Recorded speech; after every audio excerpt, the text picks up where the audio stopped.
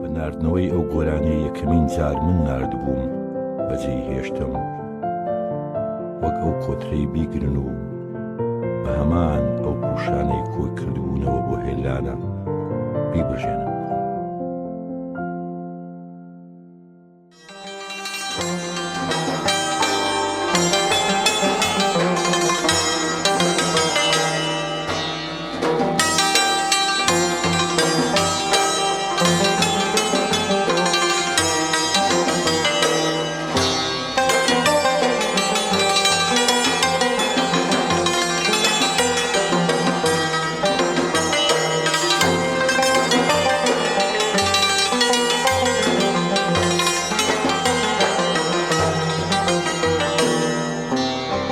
چاوەکەم چاوی ڕەشی تۆ ئافەتی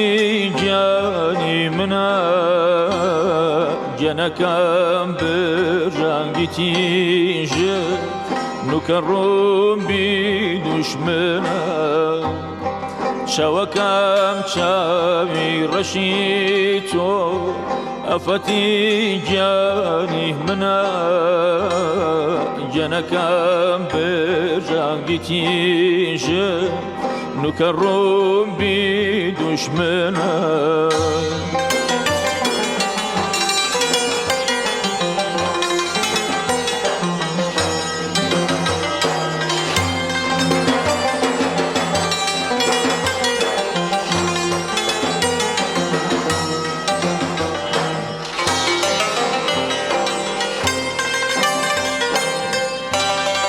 شیری داستی شەر ئاڵاویە برۆ ڕەخشاوەکە، شیری داستی شەری ئاڵاویە برۆ ڕەخشاوەکە، جەرگی لاوێکی ئەژاوری کوردی ورد پێ بنجمە، جەرگی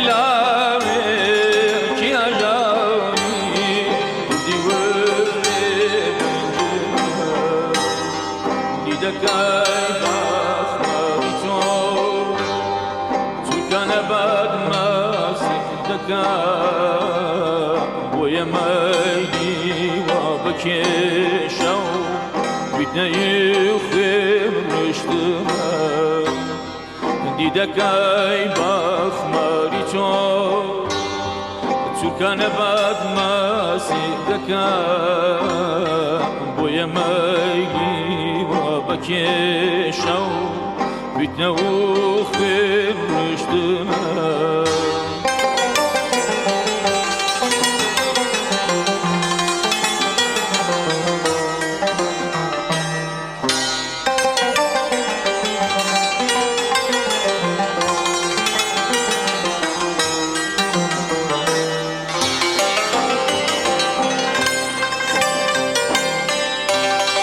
بەشدەکاسیێ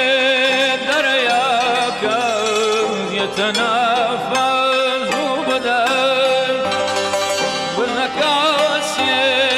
دەرەیاکە یەتەنەفەز و بەدەر، بیکە ئەسۆی من کە کوردم کورد بەشی خلکەندمە، بیکە کە کوردم کورد بەشی خلکەندمە.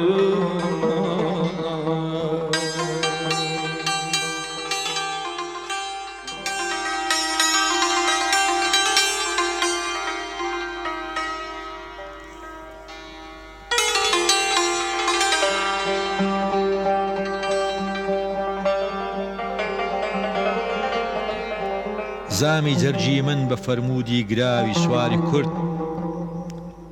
مەڵهەمی هەرژەنجی گوارە و ئارەقی بەرگەردنە، ئارەزوومە هیچ نەبێ جارێکی ماسکەم زاری تۆ، ئارەزووی من بچووکە ئەمما تا بفەرمووی شیرنە.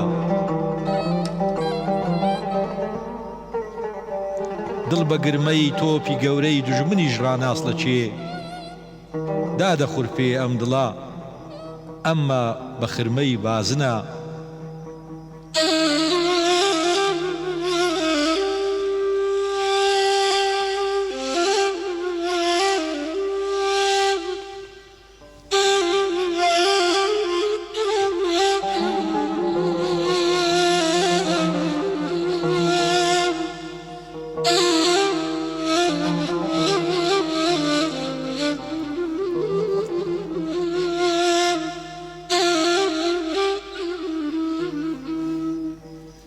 ڕۆژی بەختی هەر لە ژێر هەورێکی ڕەشدا لاوی کورد تاک و ڕوخساری کچی شاری لە پێش چاوونە نایەڵێ گۆشەی برۆکەت دەرکەوێ چارشێوەکەت ئەی لە دەست ئەو چڵکە هەورە مانعی مانگ دیتنە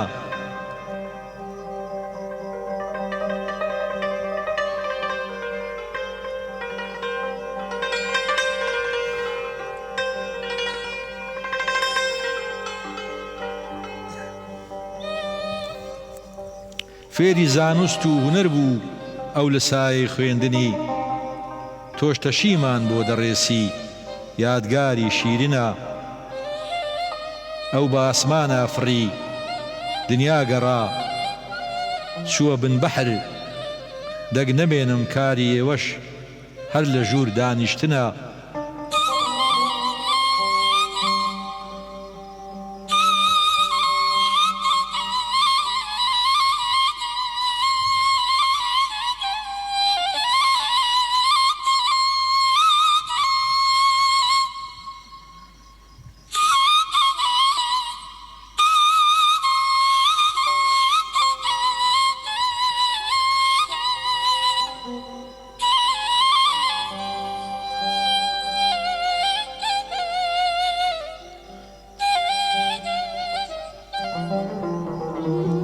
شەنگە بێری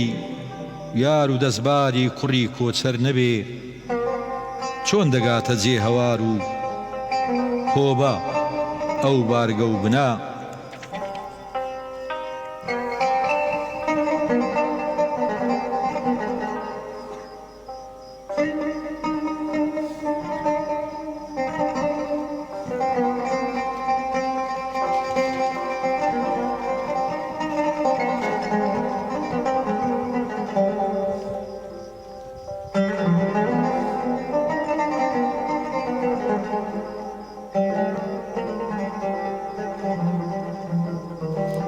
کۆیلێتی باوی نەماوە کیژی کوردی خۆشەویست ڕاپەڕە هەستە لە خەو ئاخر چ وەختی خەوتنە دەرکە بشێنە پەچە بدڕێنە ڕاکە مەدرەسە چاری دەردی کوردەواری خوێندنە هەر خوێندنە گوارەکەی زێڕت بەکار نایە لەگوێ بگرە قسەم لایقی گوێی تۆ عەزیزم شعری سادەی هێمنە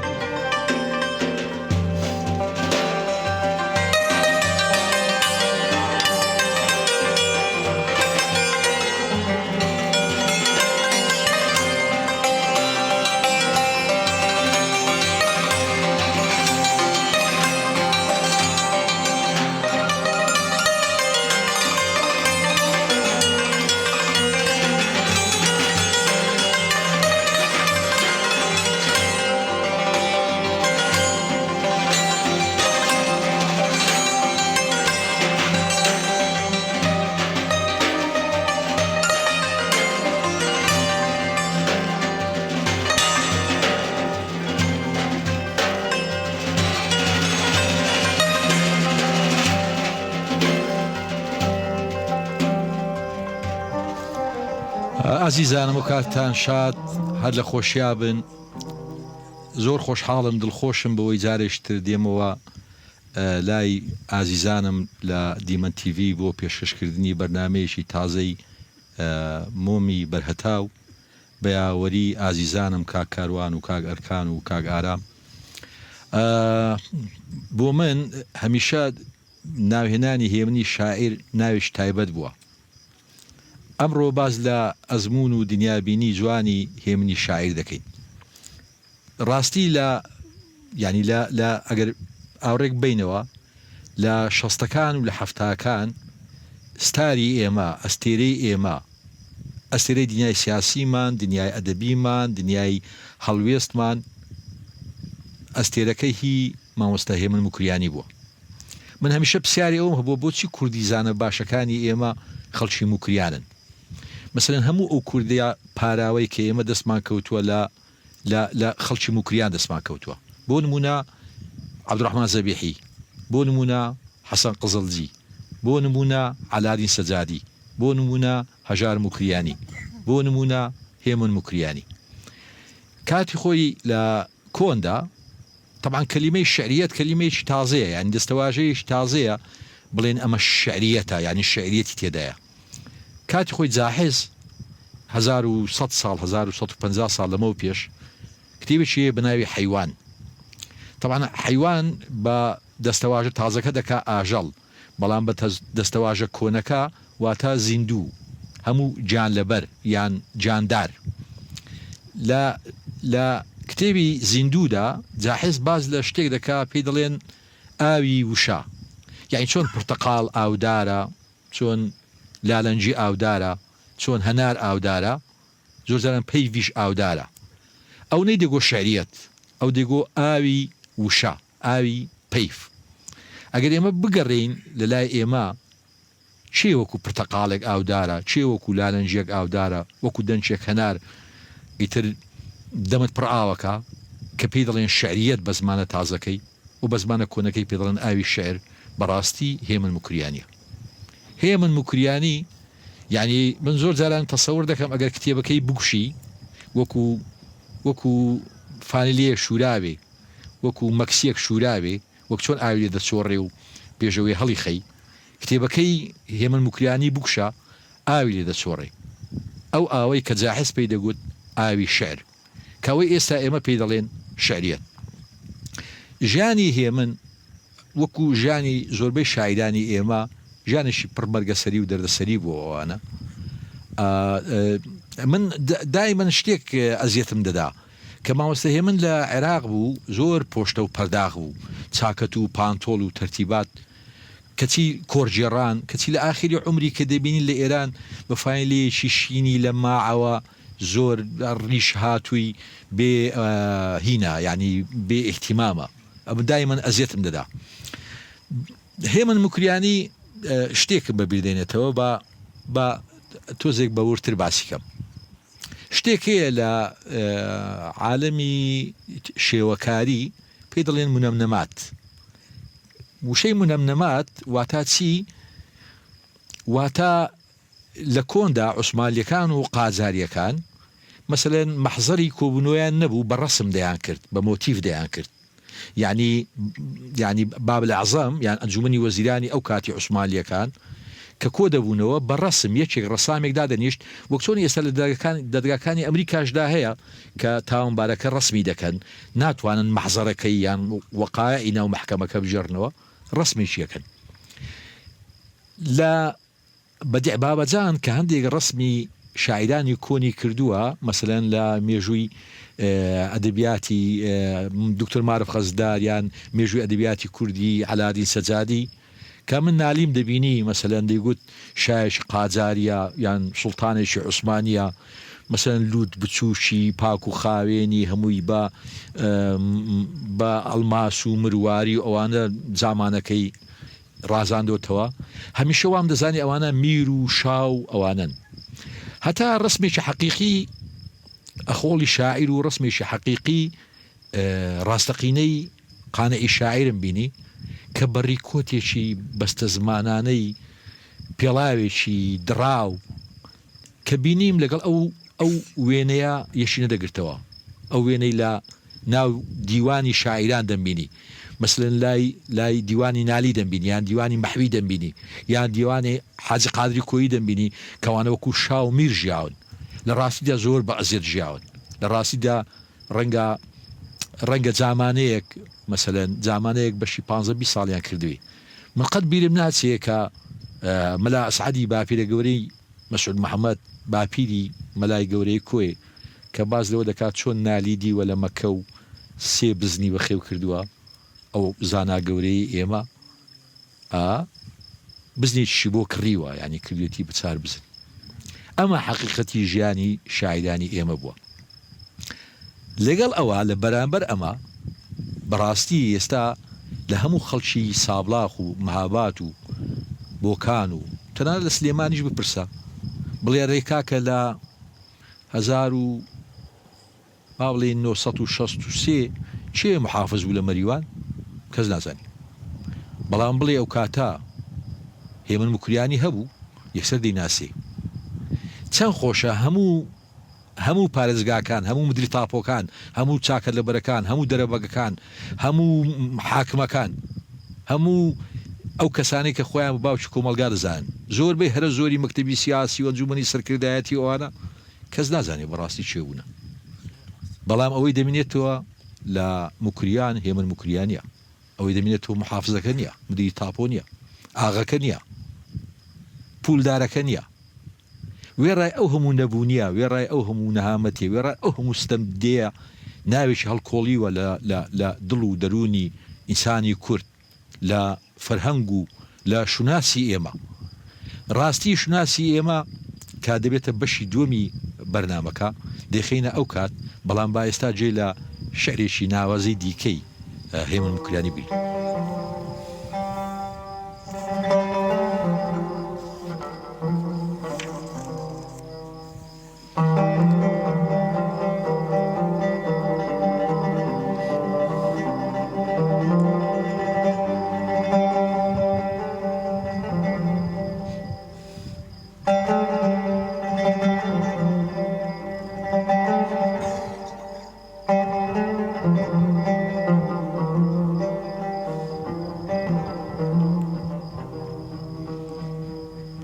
ساقیا وابادەوە ڕوو لە لای من کە بەجامی بادەوە مشتری وەک من لە مەیخانەیە کە من زۆربەیان شاد و بەکەیف و بێخەمن مەی حرامە بۆ سەهەندە و بێخەمان مەستی بێخەم بۆچی بگرێت یەخەمان ئەم شەرابە تاڵە دەرمانی خەمە لێ حرام بێ و کەسەی دەردی کەمە ئەم شەرابە ئاڵە بۆ بێدەرد نییە لێ حرام بێ ئەو کەسەی ڕەنگ زەرد نییە بۆ کەسێکەمەی زیلچی پێوەنێ بۆچی ملهوڕ لێرە بینی پێوەنێ بۆ کەسێکەمەی کە دەردی کاریە بێخەمێک بیخواتەوە زۆرداریە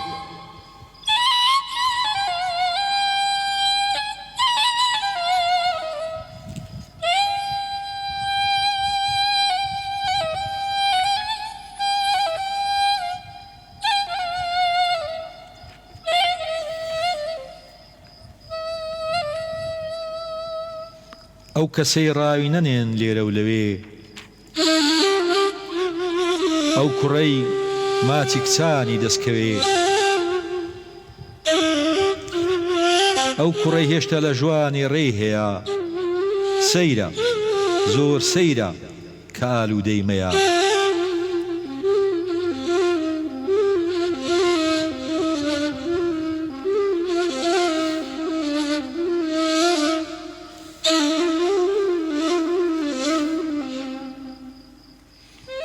ئەو کوڕەی چیژێک بەرەو ڕووی پێکەنێ ئەو کەسەی هەرسووکە ئاوڕێکی دەنێ ئەو کەسەی پەنجۆڵە بکشێ جار و بار ئەو کەسەی دەستی بگاتە گردنیار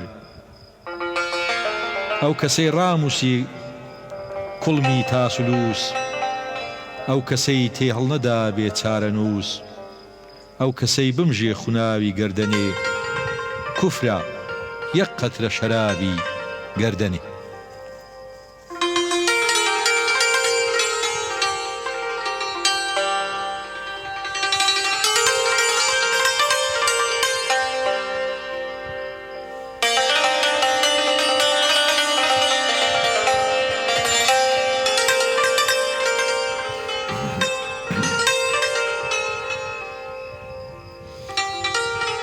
ساقیا وا وەرگەڕێ وا وەرگەڕێ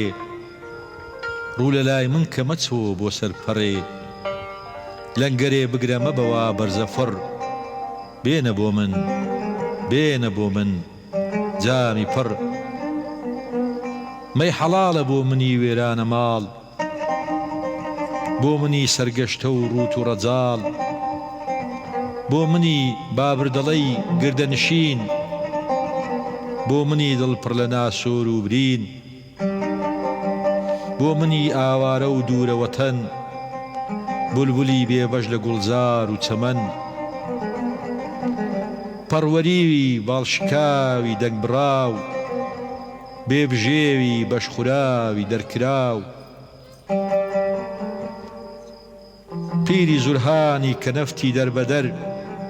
دیدە سووری دڵمەکۆی دەرد و کەسەر داتە پیوی بێپەسیوی بێقەرار بێکەسی دەستەشکاوی کۆڵەوار لێو بەباری دەردەداری ڕەنجەڕۆ شاعری جوانی پەرستی دڵبەسۆ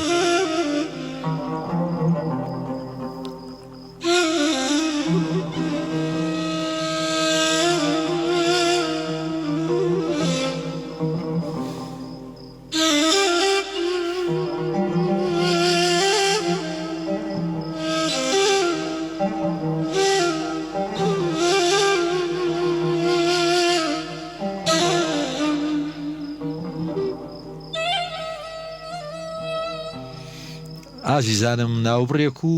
دێنەوە لاتەن بە ناردنەوەی ئەو گۆرانەی یەکەمین جار من ناردبووم بەجێی هێشتم وەک ئەو کۆترەی بیگرن و بە هەمان ئەو پوشانەی کۆی کردبوونەوە بۆ هێلانە بیبژێنم. ئازیزانم دووبارە هاتنەوە لای بەڕێستان. ئەمڕۆ ڕاستی هێمن بەرنامەیەک و دوان و سیان نییە، ینی هێمن دەبێت کەسێک خۆی بۆ تەرخانکە.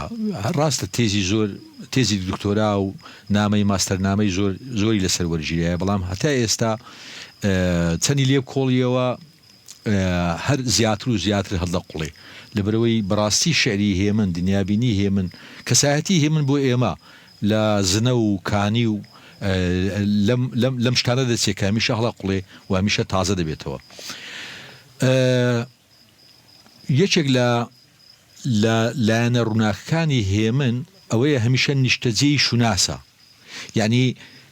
تۆ هەرچی کوردت بووێ لە هێمنا دەیدۆزیەوە، جوانی لادێ، جوانی ژن، نیشتیمان پەروەری، پاچی، دڵسۆزی، وەفا. کورد ڕاستە لە دەرەوە نیشتەجێ هیچ نەبووە، مەسەلەن وڵاتێکی نەبووە، دەوڵەتێک نییە بە ناوی دەوڵەتی کوردی، ئاڵایەک نییە بە ناوی ئاڵای کوردی، ئەترافێک نییە، دام پیانانێک نییە لایەن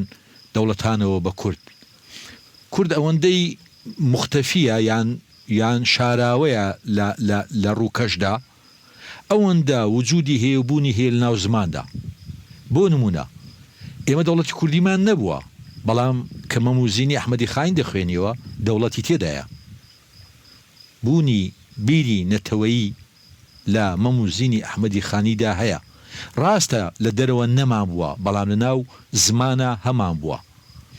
ڕاستە ئێمە چاکسازیمان نەبووە، یان حکومداریمان نەبووە. حکومداریمان هەبووە 2 ساڵ 3 ساڵ ساڵ و نیو، بەڵام حکومداریمان نەبووە وەکو سەفەویەکان، وەکو قاجاریەکان، وەکو عەرەبەکان. بەڵام حکومداریمان هەبووە لە ناو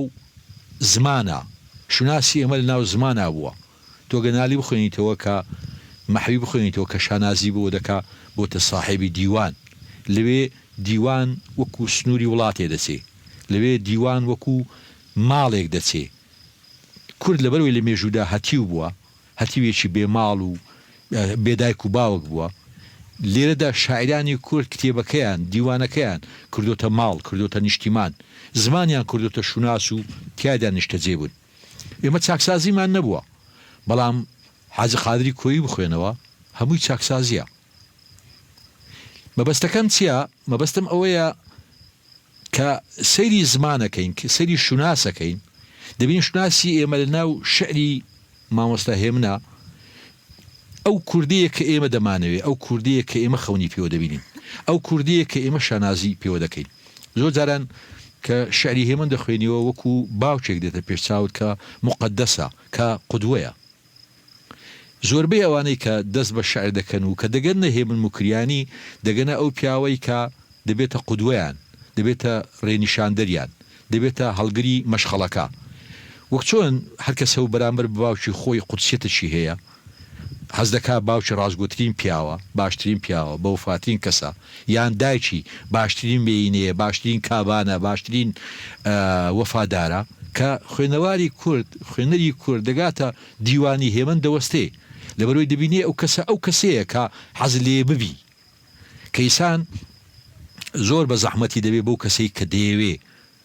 هێمن مکریانی گەیشتۆتە ئەو ئینسانەی کە خۆی دەیەوێ یان ئێمە دەمانەوێ. نهێنی هێمن مکریانیش لەوەدایە کە قەت لە خۆی ڕازی نەبووە، کە قەت خۆی بە شاعریش گەورە نەزانیوە، هەمیشە خۆی بە قوتابی و لەبەر دەرگا دانیشتووی شێخ ڕەزا و نالی و وەفایی و حەریق و ئەو شاعریانە بووە. عەزەمەتەکەی لەوەدایە هێمن لەو سادەیی و لەو تەواضوعی. هێمن ئەگەر مەرحەبایەکی بەعسی بکردوایە، یان دوو شعری لەسەر دیموکرات بنووسابایە، یان دوو شعری لەسەر کردەیەکی کورد بنووسیبایە، من دڵنیام غەرقی ئاڵتونیان دەکرد، کەچێ ئەو بە قەمسەڵەیەکی لە ماعی شینەوە ڕازیە، بە خانێکی گەڵ ڕازیە. بەڵام دەبینی ئێستاش هەمومان لە ئێستاشدا لە 2022دا کە خوێنەوارێک دەست بە خوێندنەوەی شعر دەکا، تەمەنا دەکا بگا بە چارەجی ئەوەی هێمن گەیشتوویتێ لە ئینسانیەت، لە لایەنێکی تری هێمن کە لە لادەوەری هەموماندا هەیە شعری لیریچێتی، ئەو شعرانەتی کە کراوەتە گۆرانی. یعنی کەم کەسێ لە ئێمە کە دەڵێ تایار تۆفیق ساقیە بەبیر نەکەوێتەوە، کە دەڵێ حەمەد جەزا ساقیە بەبیر نەکەوێتەوە، کە دەڵێ ماملێ، کە دەڵێ حەسە زیرەک، هەمیشە لە ناو لیریچێت لە ناو شعری هێمندا هەبووە. نهێنیان ئەو خەڵتە با بڵێن ئەو دەرمانە سحریەی کە هێمن وای کردووە با بڵێ خەمناکترین تێکست یان درەندترین حەدەس ڕوودا و بۆ گۆرانی بشێ زمانە پاراوەکەیەتی. ئەو زمانەی هێمن شتێک دەزانێ کە دەبێ ورد بینەوە لێی تۆزێک. لە شعری هێمن دراوسێتی تازەی نێوان و شە دەبینی، با بڵێن وەک چۆن کیمیاگەرێک مەسەلەن کۆمەڵێک کەمولێ هەیە، دەزانێ مەسەلەن دووەم کبریتی نازانم چی لەگەڵ دووەم ئۆکسیدی مەنگەنیز تەفاعولەکە، ئەو دەزانێ پاییز لەگەڵ چی تەفاعول پێ بکە، پەپولە لەگەڵ چی تەفاعول پێ بکە، نیشتیمان لەگەڵ چی تەفاعول پێ بکە. لەو گۆرانی لەسەرەتای ئەم بەردامەیە ئازیزم، هاوڕێ ئازیزم، ئەو دەربەندی بەتوانە کاکەروان گوتی، مەسەلەن دەبینی بشتی ژنێک وا بەژنەکەی ئەوەندە بەرزە وەکو سێدارە وەسفیەکە، زۆڵفەکەشی وەکو پەتی سێدارە، و دەڵێ ینی خەم مەخۆ، یان شعور بەزەب مەکە، یان هەست بە ویژدانی ئازار مەکە، بیخەمە لە بە ئاسانی لە بروی کورد بەشی خنکاندرا. ئەم دراوسێتیە تازەی بینی بسک و بینی پەتی سێدارە، ئەم با بڵێن دراوسێتە تازەی بینی وەسف زۆر لە کیمیاگەرێک دەچێ کە دەزانێت تێکەڵاوکردنی ئەو دوو مادەیە تەفاعولێک دروست دەکات، دەتەقێتەوە. بێگومان نابێگومان یەکسەر هەموو ئەو مێژووی قوربانی کووردا تێکەڵ بە هیندەکە، تێکەڵ بە یەکێک لە ئەسبابیەوەی کەمە شعری هێمنمان خۆش دەوێ، هەمیشە خۆشەویستی و نیشتیمانی کردوتە یەک. یعنی هەمیشە خاچی تێکەڵ بە خوێن کردووە، بە فرمێسک کردووە. یعنی من زۆر جاران شعریشی جوانی دەبینم بەڕاستی لە کێکە چێکێک. یعنی من کە ئێستا دەبینم خێزانەکەم یا خوشکەکەم مەسەلەن کێچێک دروستەکە، دەبینم چۆن ئار دێنێ و مەسەلەن پیکی پاودەر دێنێ بۆی هەڵبێ و ئاوی تێدەکا و هێمن ببینە کێکە دروستەکە، بەڵام کەرستەکانی جیاوازن. مەسەلەن پەیف دێنێ، وشە دێنێ، مەسەلەن بە معانات دەیهاڕێ، دەیکاتە ئارد چاوی دەکوشێ وەکو دوولیمە و هەندێک فرمێشی بەسەردا دەکا دواتر تێکێدا دواتر مثلەن ژانە شتێ دەخا یان ئازارە شتێ دەخا یان ناوێ شتێ دەخا مثلەن دەبینی ئەو کێکە ئاردا یان ئەو پەیڤە ئاردا مثلەن هەڵدێ کە هەڵدێ بە دڵی خۆی دەیکا بە کولیچە بە کولیچەی گۆرانی دەیکا بە کولێرە بۆ هەژاران دەیکا بە توێشوو بۆ پێشمەرگەیەک ئیتر من زۆر جاران وەسفی هێمنم وەکو وەسفی کابانێک دێتە پێشچاو کە کێچێک دروستەکە بۆیە دەبینی کە شەرێکی هێمن دەکرێتە گۆرانی مثلەن لایەن هونەرمەندێکی کوردەوە ئێمە هەمومان ینی پێشوەختە ڕازین لەبەروی یعنی خزمایەتێکمان لەگەڵ ئەم لێکچوونانە هەیە لەگەڵ ئەم وێکچوونانە هەیە ئەمەش لە ڕێگای زمانە پاراوەکەی یەکەم دومی لە ڕێگای زیرەکی کیمیاگەرێک لەوەی کە بزانێ ئەم وشەیە لەگەڵ چ وشەیەکە تەفاعولەکە لەگەڵ چەمینەوەی بەژن و یعنی وەسفێکی هەیە مامۆستاکاروان دەڵێ یعنی پیر بوومە و پشتم چەماوەتەوە ئەوانە بۆ دەڵێن ینی خۆدار چەندی پیر بێ باشتر دەسووتێ ینی بۆ دەڵێن خۆشەویستی نامێنێت کە ئینسان پیرەوێ کە من پیر بوومە زۆرتر سوتاوم وەکو دارێکی پیر کە چەندی پیرتر بێ باشتر دەسووتێ و هێنانی ئەم وەسفا لە ژیانی ئێمە لە دنیای ئێمە وەکردنی بە سوورەی شعری یەکسەر ئەو خوتوکەیەمانەدا کە ئێمە لە بەرامبەر دەقێکی زۆر ڕەسەناین لە بەرامبەر زمانێکی زۆر ڕەسەناین لە بەرامبەر بوونەوەرێکی زۆر ڕەسەناین یعنی ئەگەر کورد بە هەتی بشوپێنرێ لە مێژوودا کە کەسی نەبووە کەسێکی بێکەس بووە مەسەلەن کە یەکێکی وەکو هێمن دەبینی یەکی وەکو نالی دەبینی مەسەلەن نالی هێمن وەفایی مثلا ئەوانەی کە زۆر بە هەڵوێستی ئینسانانەی گەورەیان هەیە ئەوانە یعنی ناتوانانی شانازی بۆ زمانە نەکەی کە زمانش چەند پارا و جوانە یعنی ئەگەر هەموو سیاسی کوردیەکان وان کرد بێ کە ئینسان مثلەن گومان لە ئینتیمای بکا بۆ ئەم خاکە بۆ ئەم نیشتیمانە بۆ ئەم فەرهەنگا بۆ ئەم شوناسە بەڕاستی دوانی ئێمە قەرزاری دوانی وەکو هێمن مکریانین کە ئاشمان دەکاتەوە لەگەڵ ئەم فەرهەنگە لەگەڵ ئەم کولتورە لەگەڵ ئەم شوناسە لەگەڵ ئەو زمانە با شعرێشتری هێمن مکریانی بخوێنەوە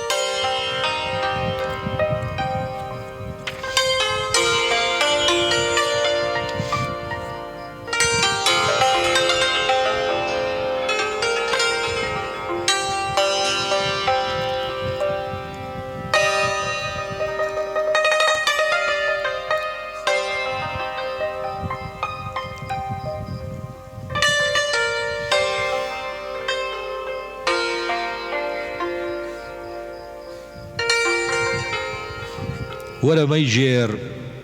دەمەوێ ئەو شۆ خەمی دڵ کەم کەم لوزەوەم بەردەسەرێ نامەوێ جورعی کەم کەم تەشە نابۆتەوە ناسۆری دەروونم دیسان زامی کۆنە و بەمەی کۆنی دەبێ مەڵهەم کەم مشت و ماڵی دەوێ ئاوێنەی ژەنگاوی خەیاڵ مەست و جێژم کە هەتا گاڵا بە جامی جەم کەم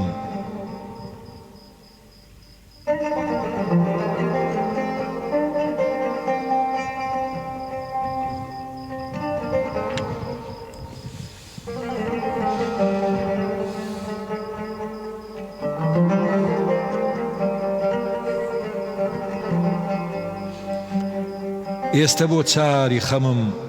گۆشەی مەیخانەیە جێم من کە ڕۆژێک دەمویست میلەتەکەم بێخەم کەم تا نەڕووخاوە بڵا پڕ بێ لە خۆشی و مەستی تازە پێی ناوێ ئەمن هۆدەی خۆم مەحکەم کەم چۆن نەبەم بۆ مەی و مەیخانە پەنا تێگەیوم لەم وڵاتە هەمووشت زۆرە بەنی ئادەم کەم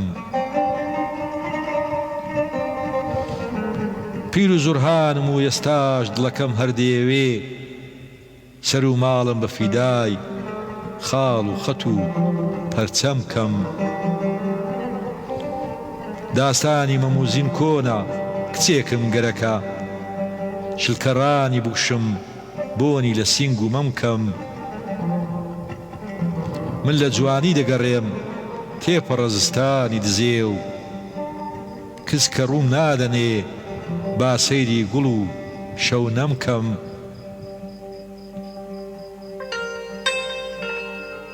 شەڕەبایە لە چیاکان و هەوا تووشە دەنا وەکو شێتان دەمیز ڕوو لە چیای ئەستەم کەم